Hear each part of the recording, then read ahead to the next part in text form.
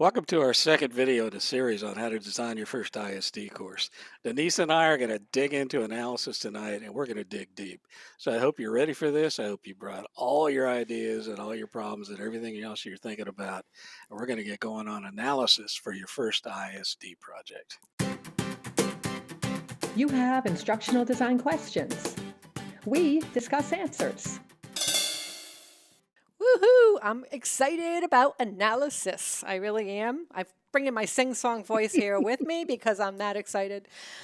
I really am. This is a really important part of ISD, and it is going to be a really big important part of this whole design, this course that we are designing and illustrating right here for you, showing you the whole process. And I'm really excited. I've got my learner, my student cap on right now, ready to dig in, and definitely my Sherlock Holmes hat. Well, you got Sort to of, have a Sherlock it's Holmes actually hat. hanging on the door over there, but that's okay. Yeah. It's here in spirit. Well, we will do cosplay later and we'll get all dressed up. And all of you that are out watching this, so we're going to do Denise specifically. We're going to work with her stuff, but I want you to get your stuff out. I want you to get ready to look at all these things. Now, I'm going to go down through a list of the different analyses processes we're going to talk about in this video.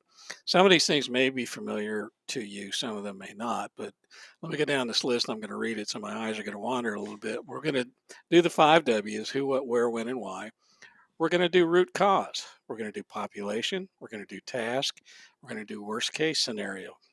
And we're going to talk about instructional strategies for implementation. We're going to talk about half-life of content, unintended results analysis, and lastly, and sometimes the hardest to deal with, analysis paralysis. So we got lots to do. And Denise, I know you've been thinking about all this stuff. So why don't we start with the 5 W's? And as a refresher for folks that maybe didn't see the first video, you should go back and watch it. But we're working on a course for folks that are going to be doing what? We're working on a course for folks who are going to be moderating online events, which is a very important, timely thing happening this day and age. And it's really important. And I recently went through an experience, a month-long process of an event that went well, but it could have gone better because the moderators that we had, we didn't give them clear expectations. We didn't train them. They didn't have any onboarding. So I want to create something so that in the future they have that comfort level, that expertise, and just that confidence when they go live that they can do it. Okay. So all of you working on your first course, think about, okay, what is the deal here? Why am I here thinking about this? And what am I going to try to solve? So let's get into those 5 W's. The who, obviously, as we've established, are folks that are volunteering to do video presentations, to coordinate sessions, to do things like that, correct? That's correct. So, Yeah. yeah, the who in this population are the moderators of online events. Okay. So all of us that are following along at home, think about who your who is. Who is the who? And um, be as specific as you can at this point. We'll get into populations a little more detail here in a second, but just start to put that frame around who the who is, and we'll get to that. So then the what, okay, the what Okay.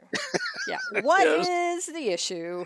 Okay, yeah, so in this particular question, this W, I went at it from the angle of what is the issue? What is the problem we're trying to solve through this training? And so for me, the problem is moderators are not comfortable. We put them in front of an audience of 500 people and we didn't give them those expectations right. or the instructions to help make them feel confident and successful in their role as a moderator. Okay. So it's pretty clearly defined. I think you've got a couple of things. It's not one or the other. Some of them you may be able to address in the course, some less so, and we'll have to define those. But for the rest of you, okay, what is the what? Uh, what got you here? So now into the when, and these folks are having under pressure. It was a very popular song, but it was also Under pressure. Don't all get of me us. singing. Yeah, I've already. No, we want her. I have to bring out the guitar, and then it's the Marshall full stack, and then it'll be the comedy of errors, and they'll take us off YouTube. But So think about this in terms of okay. I think you got a couple of wins. I think you've got pre-moderation anxiety and lack of information, and I think you have real-time anxiety and problems. I think you have two wins, and maybe three wins. So leading up to, immediately before, and during is what I would say for you. Yes, that is absolutely correct. Absolutely point on with that. Okay. So for the rest of you, think about when are these problems occurring? Is it when someone is doing something they're not familiar with? Is he trying to do something they've never done? Is it when they're in front of a group of people? There's an answer for you there somewhere, and this is the information you're going to need. So make sure you're pretty clear about that. So then we have the where, and your So where is on in front of a camera, online, zooming or whatever they're doing, and a very stressful environment for many people.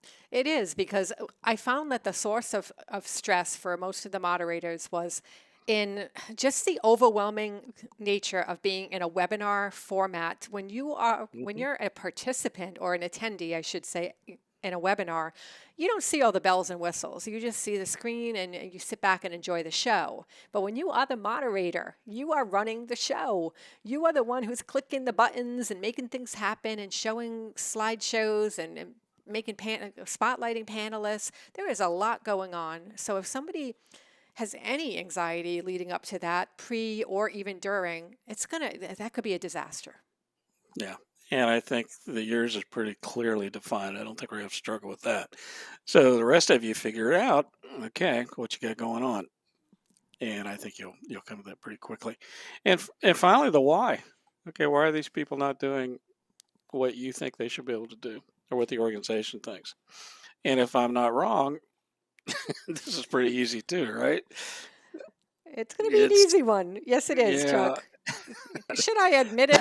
You're the designer. We I'm set the. them up for failure. You And did. all right, You so the did. reason why we set them up for failure too is because there was not a point person who took the lead on the entire event, looking at it from a strategic point of view and saying, what's at play here and what do we need to do? And I was just one part of the cog of the wheel. I was the co-host who just set up things up and sent invitations out and made sure that people were where they were supposed to be. And there was nobody in charge of saying, "Hey, we really should have some training for these moderators." So nobody was looking at See. it. Now this is very interesting because now we're getting into an area where you've got something that we can't really train to, right? You've got an organizational issue that, as a designer, is if you hired me as a consultant, I would say, okay, let's address the organizational issues that got you to the point where you set people up for failure. So the thing you have to think about, and you'll find this in almost every instructional design project, and those of you watching this, designing your first course, you have to look, as we've already said, about what is the real problem going on here. There are things you can train, there's things you can't train. And when you have an organizational issue like this, what you want to do is address that, come up with a system for that, help an organization make decisions about who's going to do what, and operationalize that part of it. And then you can focus on what we think is a very specific training issue with these facilitators. We can get their skills up and make them confident in what they do, show them how to use the software, all the things that they're going to be required to do this, and we'll be fine. For those of you working on other projects, you want to look and see what are the things here that are something else that can be addressed, but it's not necessarily a course. You certainly don't want to design a course for something that's going to waste everybody's time and be done much easier in other ways. So I think that'll get us to that. Perfect. All right. Well, let's look at root cause. So, what's the root cause of our folks not being able to maneuver through this process for your course disease? All right. Well, when I think about the root cause, I see three things. There is a lack of understanding of the technology. That's a really big problem. They have not been trained on the technology to feel comfortable.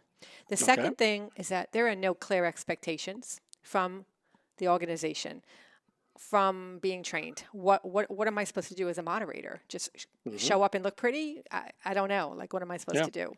The third one is maybe maybe the organization chose the wrong moderators. What are they basing their moderate? What are they basing their Okay. decision on? Right? Are they basing it on? Okay, we need moderators, and anybody who is living and breathing who shows up can be a moderator. Okay. So we now Okay. stumbled across another issue that may not be a training issue. I think you've got two good training issues here.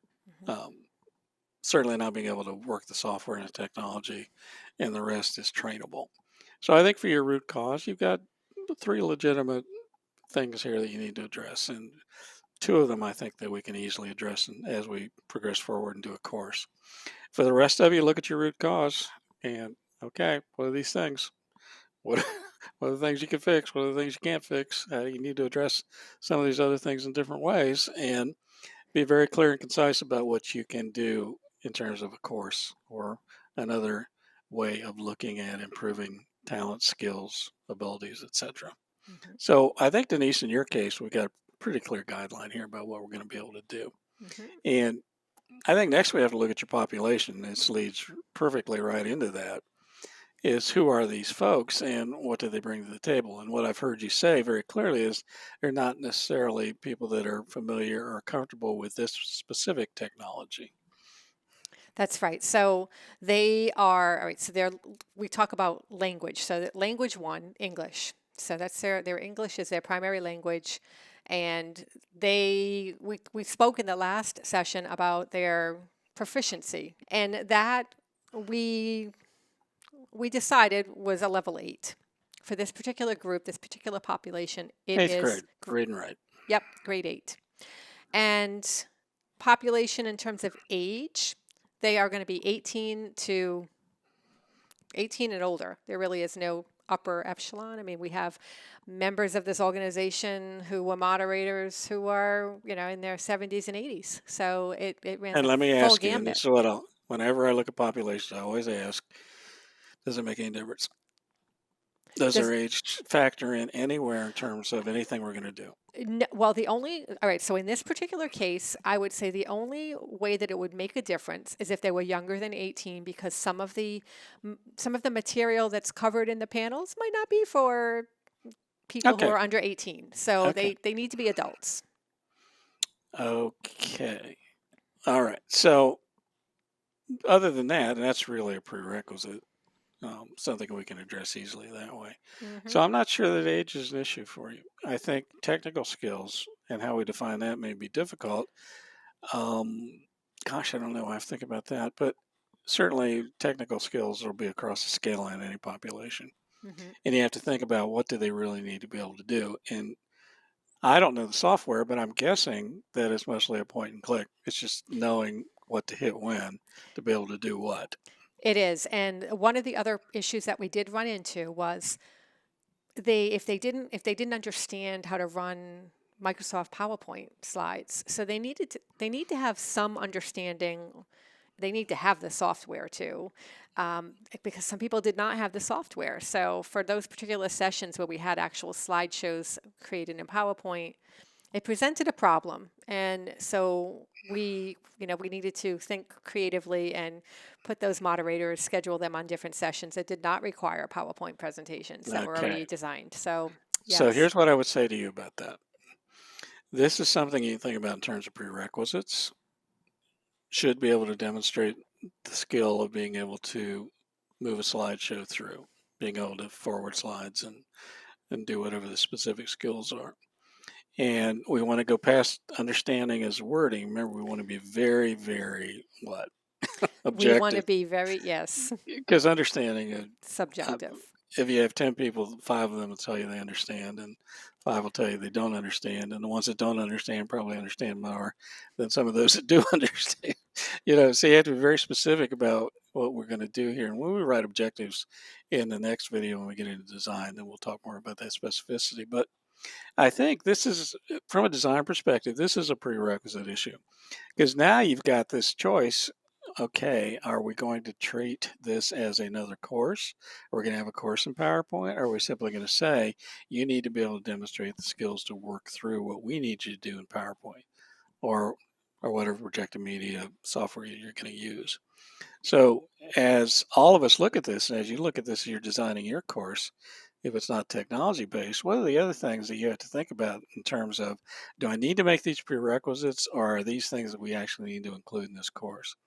And a lot of times you're going to find out that, I think, simply to say that these are prerequisites and then giving the learner an opportunity to meet those prerequisites is a lot cleaner and a lot more efficient than trying to say, well, we have to also teach them how to do slides and everything else. And now you've confused the whole thing that you're trying to accomplish. So all of you looking at this, and Denise specifically, how much of this is prerequisite stuff that you can address a different way? Okay, and it's bringing me to another point that I have a question on in terms of, so we're talking a little bit about technology, but another thing that we're talking about too that I realize that needs people need training on is their soft skills and the way Hmm. that they actually moderate a session, Yeah. the way they can So control the panelists and make sure, when I say exactly. control, I mean lead the panelists, I should say, in discussion, thoughtful discussion. Well, I know that's subjective too, but Yeah. lead the panelists in discussion so that panelists are equally, they have equal voice, so that controversial conflicts that may arise out of some of the dialogue that happens due to the subject matter can be dealt with as well. So there are some soft skills that are also part of Aha. this. So the designer in me says to you and to everybody that's designing their first course, see how much more complex this is than what you thought it was? Yes. What you thought is simply a technology training issue is now gone into three separate areas. I think before we're done, we're probably going to get into four or five or six. And what you quickly find out as you do analysis is your issues are much more diverse and much more specific than just what you take away from an observational point of view as what an issue is. So, Yes. all of you designing your courses, this is great. This is what you want to do. You want to identify these things now, because this is when you can either decide, I'm going to make this a prerequisite. In Denise's case, these people have to be able to have demonstrated a lot of time facilitating groups of people. What we need to teach them is the technology. Or she may decide, no, I need another course in how to facilitate, whether it's with the technology or not with the technology. Or I set it up as a prerequisite, as I said, that you need to be able to demonstrate this. So in all of your courses, you're going to have things like this that come up. And you're going to have to decide, am I going to create another course? Am I going to make it part of this course? Or am I going to make it a prerequisite? And then give Mm. people an opportunity to meet those prerequisites in different ways. So this is the complexity of instructional design that you don't see until you get in here and start kicking this stuff around. And I'm so glad that this came up, because it's a perfect example of how this works. Yeah, that's and that oh, when like so when do you make that kind of a decision, and do you make that decision in this phase right here, this analysis phase where we're digging in and we're uncovering certain things, we're discovering things that I didn't know walking into this conversation. I didn't even think about that until Yeah, now as we're actually perfect. talking about it. And so, See, that's my job as a designer, is to have this conversation with you. yeah. So as a designer in analysis, what I'll say, okay, here's what's presenting itself. When I write up this analysis report, or when we move to design, we're going to make decisions about all these things. But what I'm observing, what I'm analyzing, and what I'm coming up with information about is the fact we've got at least three different issues going on here. So our decision tree will include what to do with these three things. And those can be whatever we assign them to be. That's what we'll go and design, and okay, this is how we're going to do this. But Mhm. right now in analysis, we have identified three very vertical, very specific things that don't marry well together in terms of putting together a course. And this is where you want to find that out. And all of you doing this is where you want to find this out. You're okay here. You're in analysis, and we'll go to design, and we'll get the decision trees out, and we'll make choices about what this course will contain and what the prerequisites will be. And maybe we need two courses, or maybe we need three courses, and that's Mhm. okay. This is the place to do this, rather than just go right off and design a course and how to facilitate using the software. And then you realize, as soon as you put that into practice, that people are going to still make the same mistakes about facilitation and about being Yes. able to move slides around. So this is perfect. This is how analysis is supposed to work. Okay, cool. This is why you like analysis, isn't it? I love analysis. I mean, it goes back. It goes back to my law enforcement days. I love to solve the crime, And this is not a crime. This is more complex many times than, who backed into that car in the alley. This is about people learning and people being successful and people doing great things. And this is what I love about it. You get down to the point where you really figure out what's going on here. And I'm not gonna be surprised if we come up with something else that we're gonna have to kick into this decision tree. Absolutely. So, what's next? Population. Well, okay, let me ask you, as a designer, if I was sitting down with you and you're the client, I would say, what are the things about this population that worry you? Do you feel this is a motivated population? Do you feel like they will take the time to take the course and take it seriously? Is this a group that um, is going to create any other issues for you, politically or motivationally or anything else? And sometimes these are very easily answered. No, Hmm. I think we're fine with all that. Hmm. But for all of you designing your courses, you have to ask yourself too, do you have a motivation issue? Do you have something else going on here that are going to cause your population to not engage at the level that you think is appropriate and what you'd like to see? So in your case, from what little I know from talking to you, I think your population will be fine with this.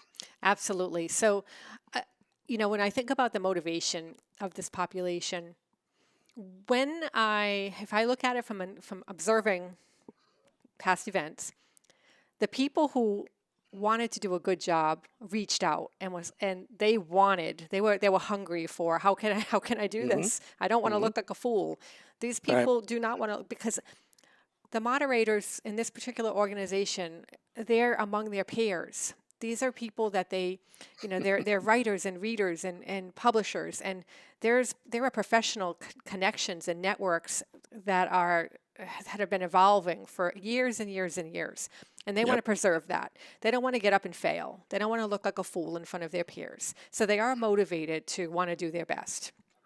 So I don't think that's going to be an issue for you. Hmm. I think it might have to be mandated, and this is part of your decision tree too. Is this going to be required for people to present at your conferences? And I think if you don't do that, then you got some other organizational issues. But that'll be on your Yeah. decision tree.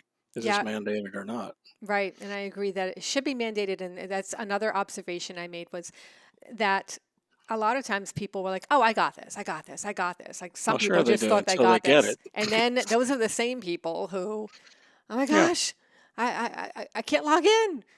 Did you do yeah, this beforehand? No. Ah, you should. yeah, I don't have the yeah. password. Oh, And this is true with every content area yeah, in varying degrees. So yeah. as you're designing your course out there, folks, think about this stuff. It, Hmm. it will make a difference. So is this something that's going to be mandated?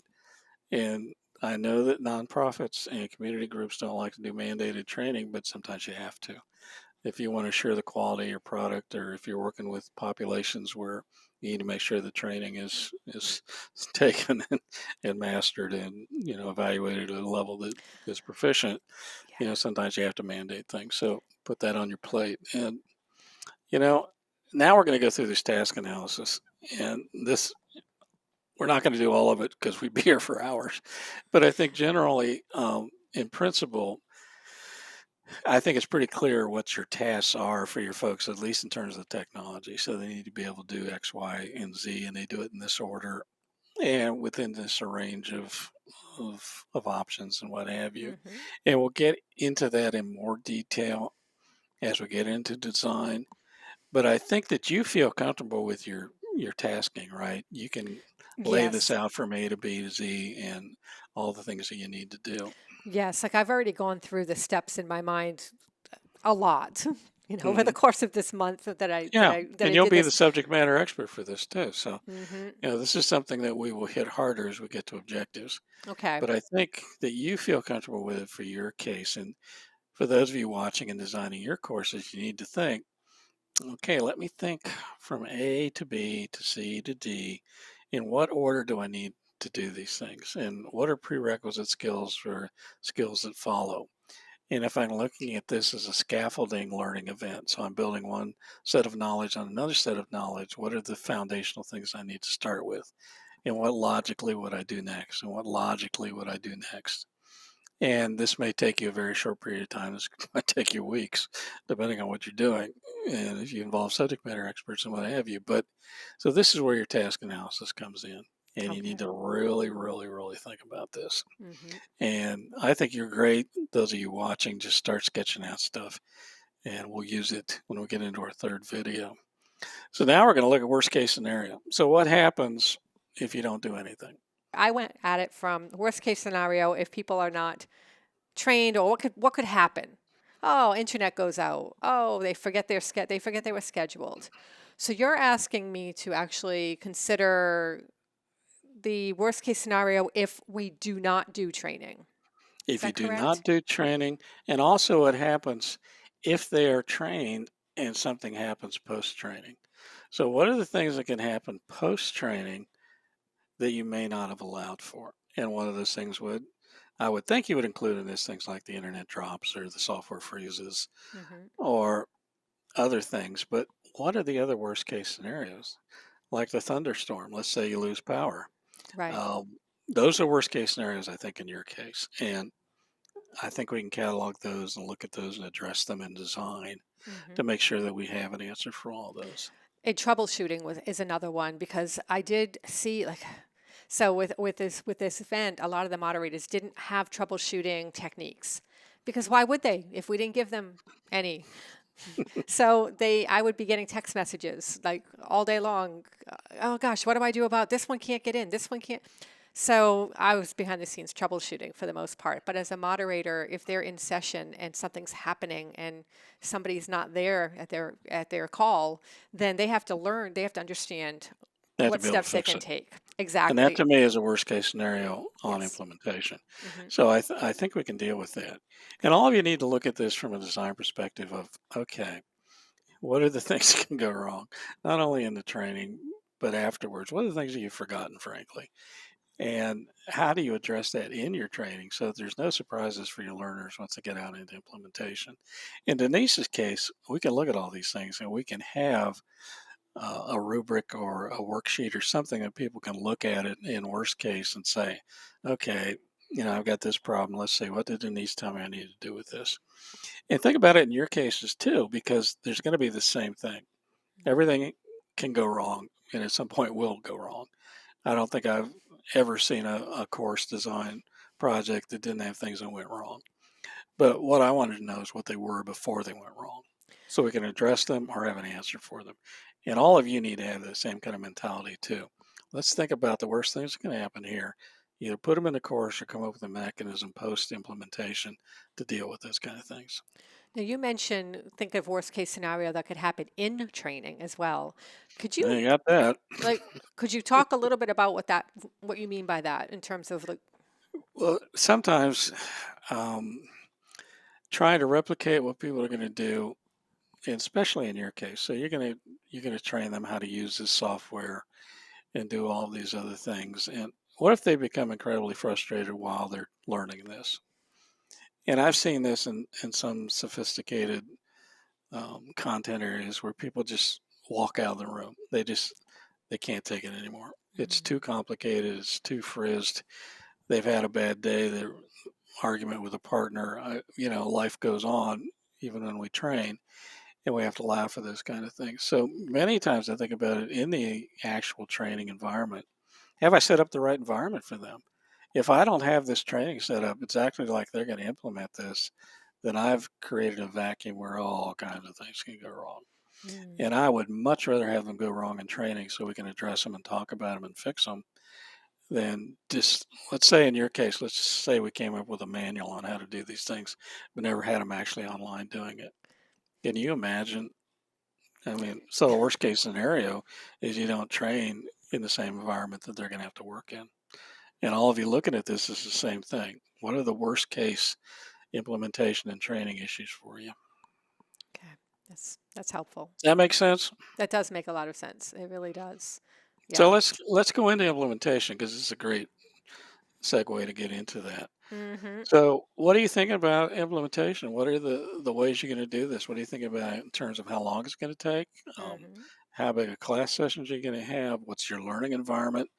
Are you actually going to have them in a classroom? Are you going to have them online in groups in Zoom and go through this or some other software? So, what are you thinking? Okay, so this group is going to be spread internationally. We have people in Germany, Australia who are moderating these events. So we can't necessarily do it in an in-person classroom. It would be online. But also we have people from all these different time zones. So to get everybody into an actual online classroom at the same time, synchronous type of environment would be very difficult as well. So in my mind, I'm thinking asynchronous so Hmm. that it can be on their own time and their own self-paced, self-directed learning. And it would be them following a course module, a series of course modules that would bring them from point A to point B and all the way Okay. to mastery. All right. So you got an async approach and a canned product, so many lessons or whatever. The one thing that I would suggest, and we'll put this in our decision tree when we get to design, is having a final evaluation where they're live with you so that they can run through the software and actually do what you think are the key points. I mean, this could only take 5 or 10 minutes. It's not going to take a long time. But if you can actually see them being able to demonstrate the things that you're concerned about, I think that's going to be probably one of the better approaches for your evaluation and your implementation.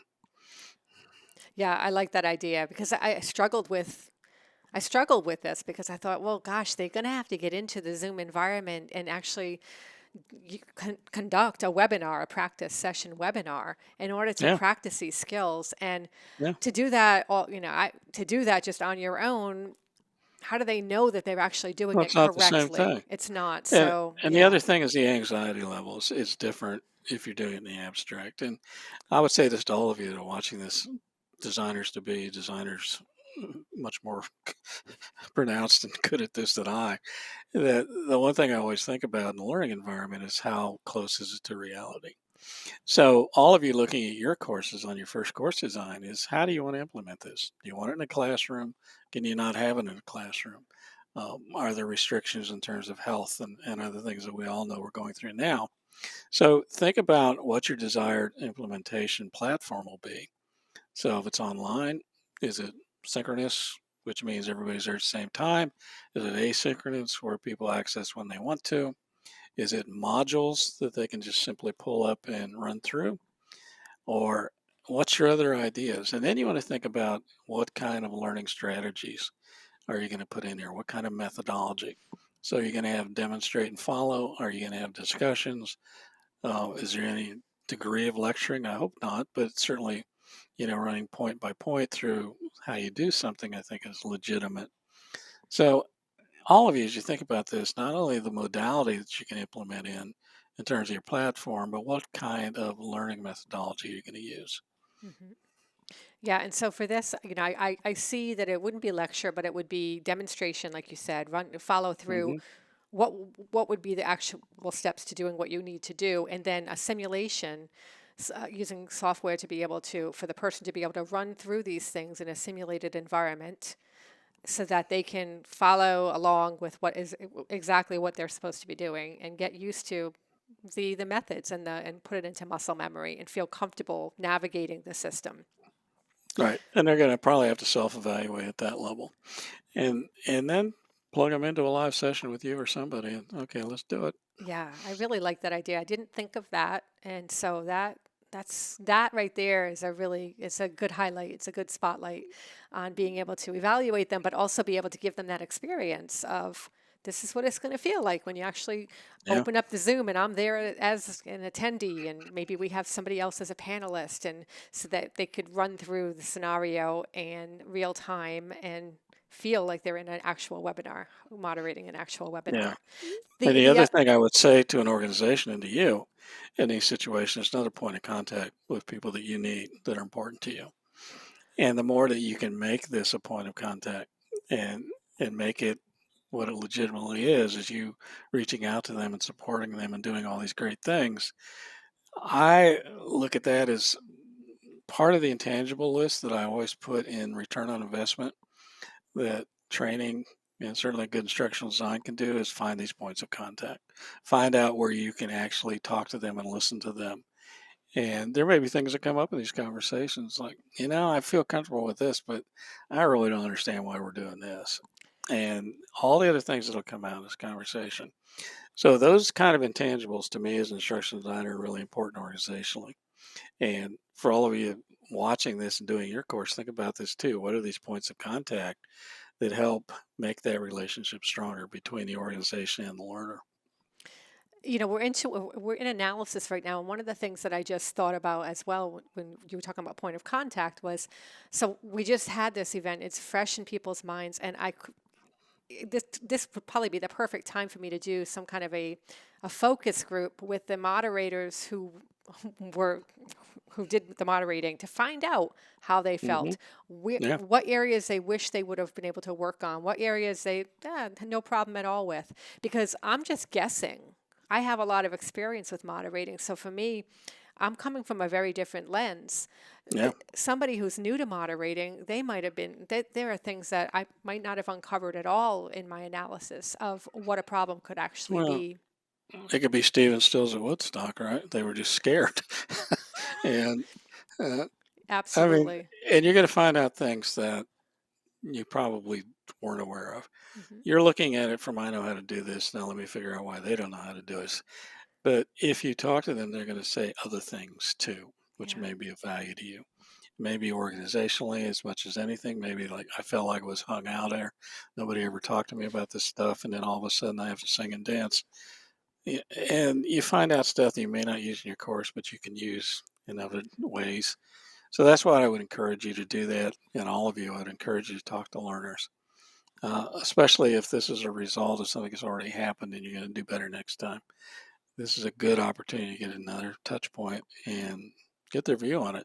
And you might be surprised. You might find that they think their skills are fine. They just felt like they were left out to dry. And then you've got something else you have to deal with. And you know their skills aren't there, but that's where they're going to fall back. And okay, well, I have to address that too. Find a way to design in a portion of this that allows them to have that feeling, Hmm. but then lead them down the path where we need them to be. Yeah. Yeah, that's perfect. One other part of the instructional strategies for implementation I thought of was a job aid as well, like a troubleshooting, Hmm. like you had mentioned, Always, troubleshooting. always. Okay. Yeah. Yeah, in hand always. Okay. I can't imagine a course like this where you wouldn't have a rubric Hmm. and a sheet that says if this happens, this is what you do next. Okay. There's ways to do that mechanically online. If it's a printed thing, that's fine too, because they can just look down at it. Hmm. But the other thing it does psychologically allows them a touchstone. So I'm not fighting the technology that I'm fighting to find answers for the technology that I'm fighting. I could touch this and look at it and figure out that something I can do. So Yeah. that's important too. Budding designers is letting people have access to things, letting people touch things. Don't ever underestimate the value of tactile touch in learning, especially in technology. It's high tech, high touch, as was pointed out many years ago by someone very smart in this field. And this whole notion of, okay, I'm doing this all electronically, but gee, I'm a human being. I'm sitting here and gee, it'd be nice to have a piece of paper. It'd be nice to have a list that I could look at and do these things. And don't ever undervalue those kind of very simple things that people think aren't important. They are important. Absolutely. Absolutely. So let's now go on to half life. And half life, my friends, is how long is your information in your course accurate or timely, or when does it get stale? And in some courses, half life is minutes. I think in a technology realm like yours, Denise, the half life issue is versioning, isn't it? Yes, that so we ran into that. I did put together a cheat sheet, sort of like a video. It was rudimentary. It was last minute. They asked me to let's put something together for them, so it was not well thought out, but it was something. And uh, as soon as I put that out, a Zoom changed something, and I'm like, that button's no longer there. It says this instead of that.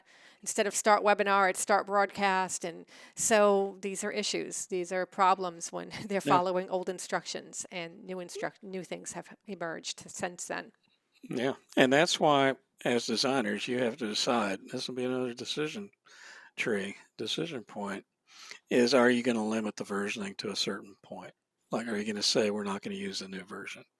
we're going to use this version because this is what we're training on, and we'll give you an update on the new version um, when we need to do that. So these are kind of the tough decisions organizationally you have to make. But the one thing you can't do is start mixing versions. So whatever your decision is, either everybody has to come up to the new one and you train on that, or everybody stays at the last one and you hold them there. Hmm. And you have to do that. Well, There's really not an option. what do you do in a case where Zoom? I don't think there was an option to go to stay at one version versus another version. They just Yeah, change it. I don't know. I They just like change it. I can remember the early days working with learning management systems, and I was, like user number 3 of some of these. Like, I think Blackboard, I was user 7 or something. Yeah, we would have these discussions and say, "You just updated it and completely eliminated everything I just did." And they said, "We didn't mean to do that." Oh, So versioning is such a big issue here, and it creates so many problems for you. If you can't limit what happens if somebody just for the first time gets in and downloads Zoom and it's version 12.3 and everybody's learning on 12.2, okay, what's your answer, designer? You got to have an answer. Okay, here's how we bridge from 12.2 to 12.3. Here are the things that we know have changed. So broadcast is now session or whatever example you gave. You mm-hmm. can probably go through pretty quick and then once again send out a sheet that they can print up and say, okay, if you're stuck here with this version, this is how this might look different to you, but it's all the same. Okay, let's look at unintended results. So within your population, within this course scenario, what are things that might happen that aren't particularly things that you would think might happen? So one unintended result might be that folks feel like it's just too much that they don't want to get into this, that they don't want to take the training, they don't want to do this and be required to do it. They're just not going to participate in this way. They'll just Mm-hmm. watch or they'll do something else. Right. Uh, I mean, I don't know. It's your group, but I think as designers, as all of you look at this, what are the things that might happen that you don't want to happen or don't think should happen within this learning population? And many times, I think as we move up in this continuum of requiring folks to do things, it, I thought this was a volunteer thing. Now I got to do this, and now I got to do that. Sometimes that's an unintended consequence of this. Is people become frustrated with the process. Others will say, "No, I think that's pretty cool. They're actually requiring us to do this correctly. It means that we put out a better product." But you will have, or you potentially could have people that would not want to participate because now you've mandated it and you've done this.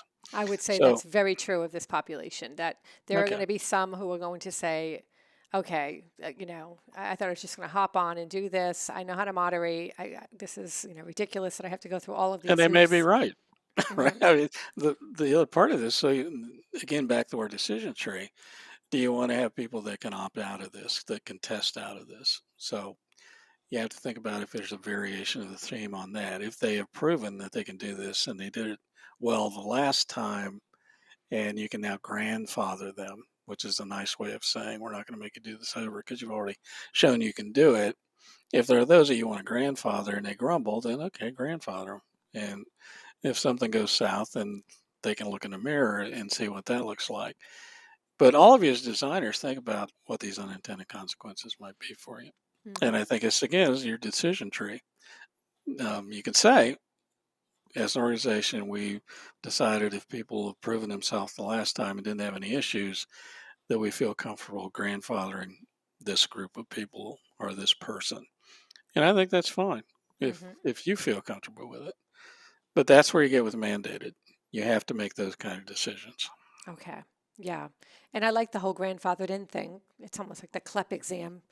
Yeah. You're proving that you do have this skill set that uh, as a learner you would be well above the expertise level that you need to be. Hmm. And so if you can prove you have mastery already, then why not? Why not have that option? So having that solution to that unintended consequence, I think, would be a Yeah. good solution. So when we get to design, lots of decisions you're going to have to make. the organization is going to have to make. But folks, this is true of every design project of any complexity. You're going to have these issues come up. You need to address them. You need to think about them. In this case, it's a grandfathering issue, but certainly you're going to have similar things in many of the things you do, especially in nonprofit and community organization kinds of courses. Not unusual at all. Mhm. So at the end, I think it's perfect to talk about analysis paralysis. At what point do you think you've done enough analysis? So I'll ask you, Denise, do you feel like we've made any headway? Have we brought things up that you hadn't thought about? Do you feel comfortable now moving into design Mhm. as we go through this project? Right. And yeah, so now I have a new appreciation. Now that we've kind of run through the analysis phase as we did in today's session, I have a new appreciation for understanding what that analysis by paralysis is, because I could see myself getting caught in this phase by saying, okay, I probably should go and have a whole, like, I probably still could. I know myself. I'll probably have a focus group on this because I want to, make sure Sure, I get sure. everybody's opinion and this and that. But I think beyond that, I feel confident that I have the analysis where I feel comfortable. I have a lot of things that we've uncovered, things that just in talking this through, I discovered things that I didn't realize until we had this discussion.